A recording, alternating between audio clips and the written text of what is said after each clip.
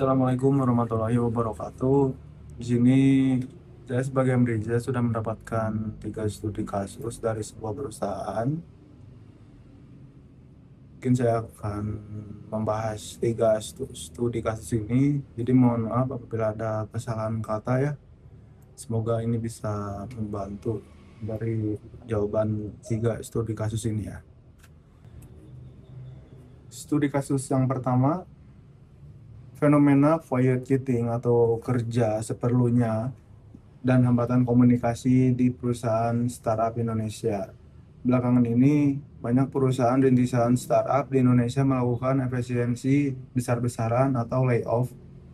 Kondisi ini memicu fenomena quiet quitting di kalangan karyawan yang tersisa, di mana mereka bekerja hanya sesuai porsi minimum kerja, merasa tidak aman secara psikologis. Komunikasi antara manajemen atas dan staf menjadi kaku, penuh prasangka dan minim transparansi. Pertanyaannya, analisis hambatan komunikasi apa saja yang terjadi pada situasi di atas? Nomor 2, jika Anda salah satu manajer komunikasi di perusahaan tersebut, langkah persuasif apa yang digunakan, prinsip etos, logos, dan pathos yang akan Anda ambil mengembalikan kepercayaan. 1. Kondisi yang terjadi dalam perusahaan tersebut menimbulkan berbagai macam hambatan komunikasi yang saling berkaitan. Hambatan psikologis muncul akibat perasaan tidak aman dan curiga, terus tidak saling percaya yang membuat karyawannya itu menafsirkan informasinya itu negatif terus gitu ya. Terus hambatan struktural terjadi karena minimnya keterbukaan informasi atau miskomunikasi dan sistem penyampaian pesan yang tidak lancar. Hambatan persepsi dan prasangka menimbulkan pandangan yang tidak objektif di kedua belah pihak. Nah, sedangkan hambatan kesenjangan tujuan membuat pesan yang disampaikan tidak mampu menjawab kebutuhan dan dikhawatirkan yang ada. Jadi secara keseluruhannya hambatan-hambatan ini tidak hanya menghambat pertukaran informasi yang efektif, tapi juga menimbulkan dampak negatif berupa penurunan semangat kerja, terus munculnya fenomena quiet quitting. Soal nomor 2 yaitu yang menggunakan prinsip etos, logos, dan pathos ya. Yang pertama itu prinsip etos, kredibilitas dan kepercayaan.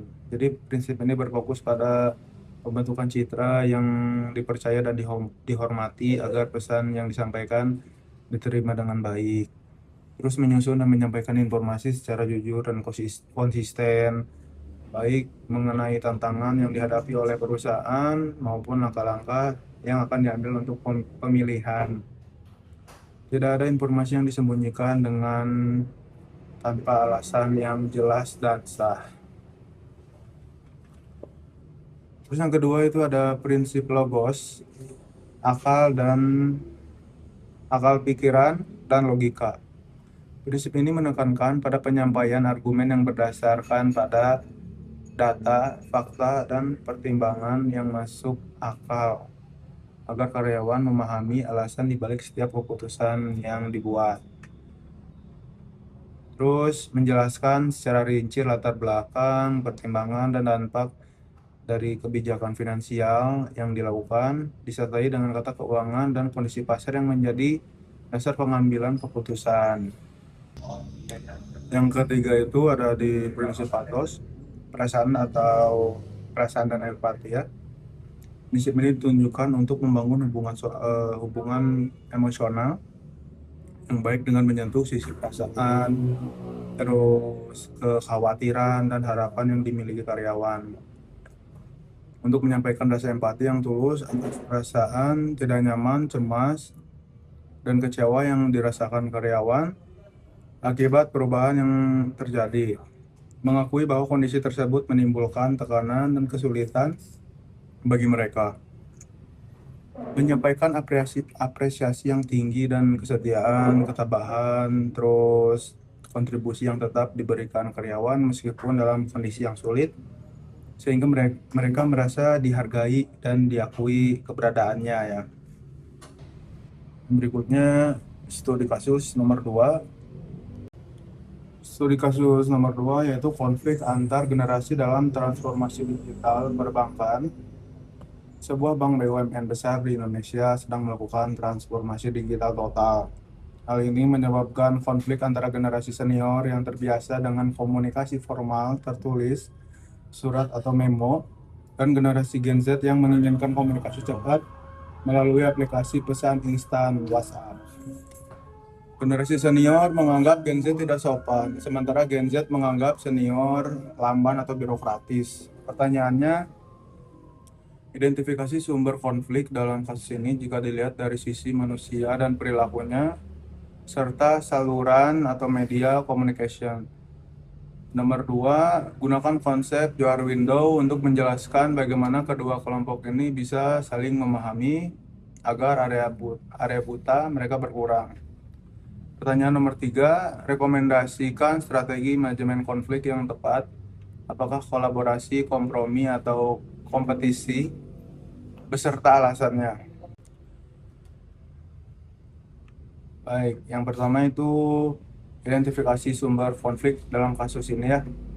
Jawabannya, perbedaan nilai dan norma berperilaku. Generasi senior membangun pemahaman tentang kesopanan dan kepantasan berkomunikasi berdasarkan nilai-nilai yang telah dianut selama masa pengabdiannya, yang menempatkan keresmian, keteraturan, dan kejelasan dokumen sebagai wujud penghormatan dan tanggung jawab kerja. Sebaliknya, generasi Z atau Gen Z memandang kesopanan dari sisi efektivitas dan kesesuaian dengan perkembangan zaman, sehingga mereka menilai dengan cara komunikasi yang ringkas dan cepat sebagai hal yang wajar dan tidak bertentangan dengan etika kerja.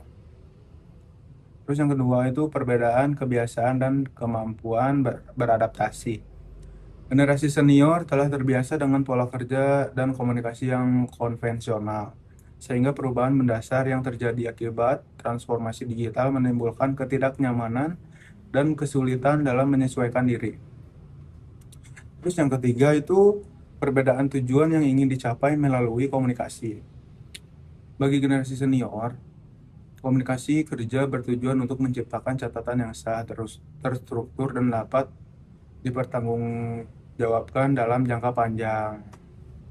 Sedangkan bagi generasi Gen Z, komunikasi kerja lebih diarahkan untuk menyampaikan informasi dengan cepat guna mempercepat proses penyelesaian tugas. Perbedaan tujuan ini membuat kedua belah pihak tidak memahami alasan dibalik pilihan cara mereka berkomunikasi satu sama lain. Dari sisi saluran atau media komunikasi, yang pertama perbedaan sifat dan fungsi media.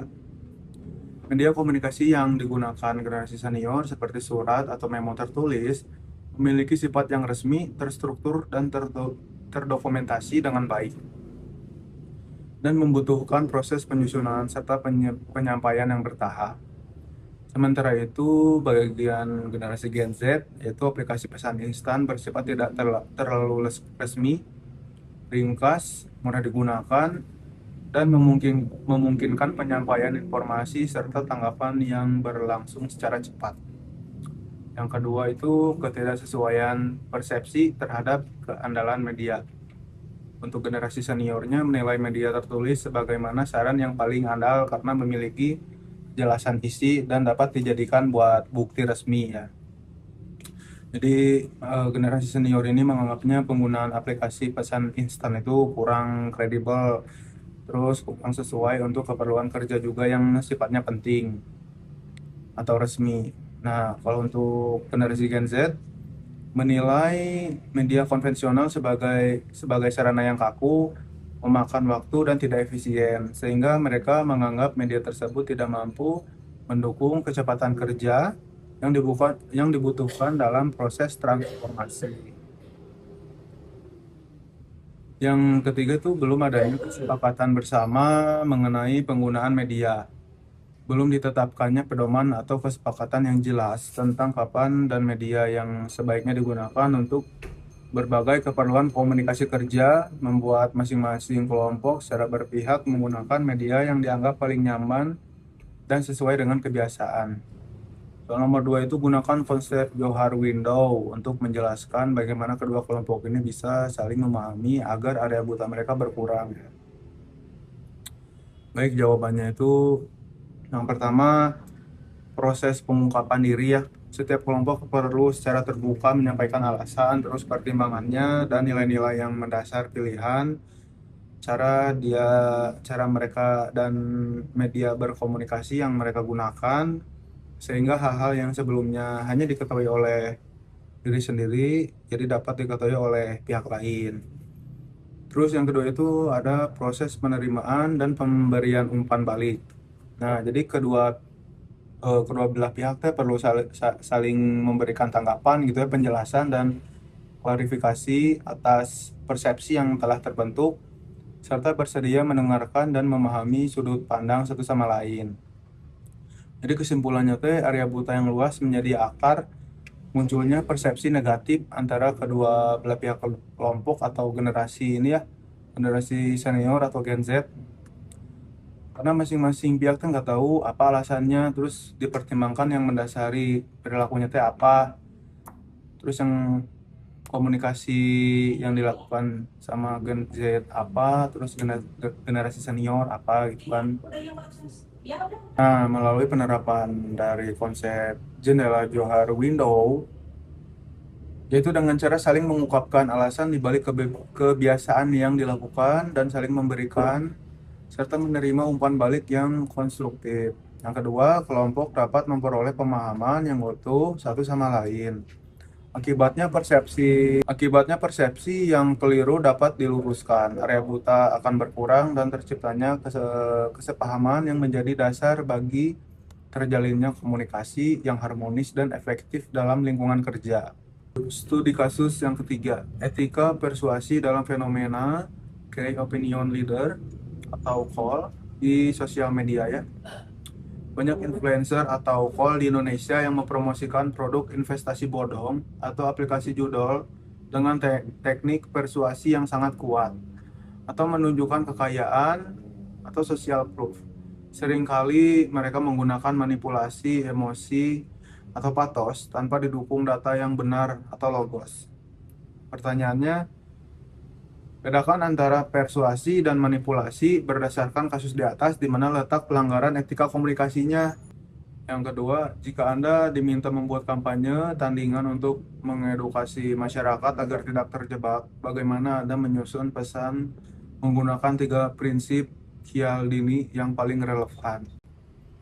Baik, yang studi kasus soal pertama, jawabannya strategi yang dipilih adalah strategi kolaborasi. Kenapa? Karena strategi kolaborasi adalah pendekatan penyelesaian konflik yang menekankan pada upaya bersama untuk memahami kebutuhan, kepentingan, dan tujuan masing-masing pihak. Kemudian mencari solusi yang dapat memuaskan seluruh pihak yang terlibat tanpa ada orang yang merasa kalah atau dirugikan.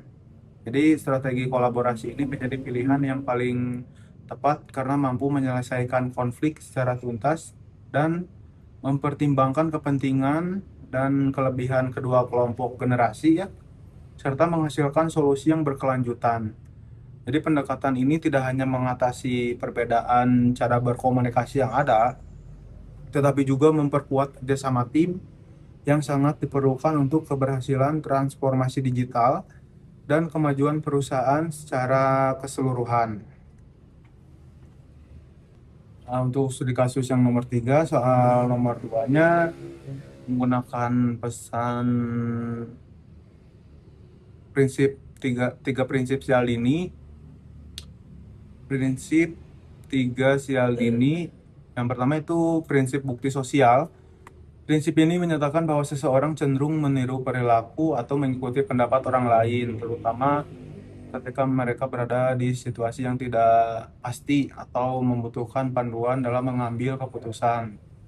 Dalam kampanye, prinsip ini digunakan untuk menunjukkan bahwa tindakan waspada dan tindakan dengan benar telah dilakukan oleh banyak orang. Jadi sehingga hal tersebut menjadi pilihan yang tepat dan tepat untuk dipertanggungjawabkan ya. Terus pesan yang disusunnya, ribuan orang di berbagai daerah telah memilih untuk tidak terburu-buru mengambil keputusan, memverifikasi setiap informasi yang diterima, dan mempelajari segala risiko sebelum melakukan tindakan apapun. Mereka membuktikan bahwa dengan kehati-hatian, kerugian, dan kesalahpahaman dapat dihindari. Jadilah bagian dari kelompok masyarakat yang cerdas dan melindungi diri serta keluarga dari hal-hal merugikan. Nah, alasan relevannya tuh masyarakat seringkali merasa ragu atau tidak memiliki acuan yang jelas, jadi bingung gitu ya dalam menilai kebenaran informasi teh. Ini teh benar terus aman nggak informasinya dari suatu penawaran. Dengan menyampaikan bahwa banyak orang lain telah mengambil langkah yang sama untuk melindungi diri, pesan ini menumbuhkan keyakinan bahwa perilaku tersebut adalah hal yang umum, tepat, dan patut diikuti. Yang kedua itu ada prinsip otoritas. Prinsip otoritas ini menekankan bahwa orang cenderung mempercayai dan mematuhi pandangan atau nasihat yang disampaikan oleh pihak yang memiliki keahlian, pengetahuan, atau wewenang di bidang tertentu. Di dalam kampanye, prinsip ini digunakan untuk memberikan dasar yang kuat dan meyakinkan bahwa materi edukasi yang disampaikan oleh orang tersebut itu berdasarkan pengetahuan yang sah dan dapat dipertanggungjawabkan. Jadi pesan yang disusunnya menurut penjelasan dari para ahli di bidang hukum, keuangan, dan teknologi informasi, serta penyataan resmi dari lembaga pemerintah yang berwenang, sebagian besar kasus kerugian yang dialami masyarakat terjadi karena kurangnya pemahaman dan kewaspadaan. Para ahli menegaskan bahwa langkah-langkah verifikasi, memeriksa keabsahan dokumen, dan berkonsultasi dengan pihak yang berwenang adalah cara yang paling efektif untuk menghindari jebakan yang merugikan. Ikuti panduan yang telah disusun berdasarkan pengetahuan dan pengalaman yang teruji ini. Jadi alasannya itu untuk mengedukasi masyarakat diperlukan landasan yang dapat dipercaya agar pesan yang disampaikan tidak tidak dianggap sekedar ujaran biasa. Jadi melibatkan pihak yang memiliki otoritas dan keahlian yang meningkatkan kredibilitas pesan sehingga masyarakat lebih mau menerima, terus memahaminya juga dan menerapkan informasi yang diberikan. Terus ada prinsip konsistensi dan komitmen. Prinsip ini menjelaskan bahwa seseorang cenderung mempertahankan sikap pendapat atau tindakan yang telah mereka nyatakan atau lakukan sebelumnya. Karena hal tersebut dianggap sebagai wujud keselarasan antara ucapan dan perbuatan. Kalau di dalam kampanye, prinsip ini digunakan untuk mengajak masyarakat membuat pernyataan atau kesepakatan yang sederhana yang kemudian akan mendorong mereka untuk bertindak sesuai dengan kesepakatan tersebut ya. Nah, pesan yang disusunnya itu Anda tentunya memiliki keinginan untuk melindungi diri sendiri, keluarga, dan aset yang telah Anda usahakan dengan susah payah. Jika hal ini merupakan tujuan yang Anda pegang teguh, maka selaraskanlah tindakan Anda dengan tujuan tersebut. Berjanjilah pada diri sendiri untuk selalu memeriksa kebenaran setiap informasi, tidak mudah tergoda dengan janji keuntungan yang tidak masuk akal, dan bertanya kepada pihak yang berwenang jika ada hal yang tidak jelas. Tindakan ini adalah bukti kesungguhan dalam menjaga apa yang menjadi hak dan kepentingan Anda. Jadi alasannya tuh prinsip ini membantu mengubah kesadaran menjadi tindakan nyata dengan menghubungkan pesan edukasi dan nilai-nilai yang tujuan yang telah diakui oleh masyarakat dan dipegang oleh masyarakat gitu ya. Mereka akan merasa terdorong untuk bertindak secara konsisten dengan apa yang mereka yakini. Sehingga pesan yang disampaikan tidak hanya sekadar diketahui tetapi juga diterapkan dalam kehidupan sehari-hari oleh masyarakat. Jadi kesimpulannya penyusunan pesan kampanye dengan memanfaatkan ketiga prinsip tersebut menciptakan rangkaian informasi yang lengkap dan efektif ya. Prinsip bukti sosial memberikan acuan perilaku yang dapat diikuti. Prinsip otoritas membangun kepercayaan terhadap isi pesan. Sedangkan prinsip konsistensi dan komitmen mendorong perubahan perilaku yang berkelanjutan. Jadi kombinasi ketiganya memastikan bahwa pesan edukasi tidak hanya mudah dipahami, tetapi juga mampu menggerakkan masyarakat untuk bertindak secara bijak dan terhindar dari berbagai jebakan yang mencurigakan.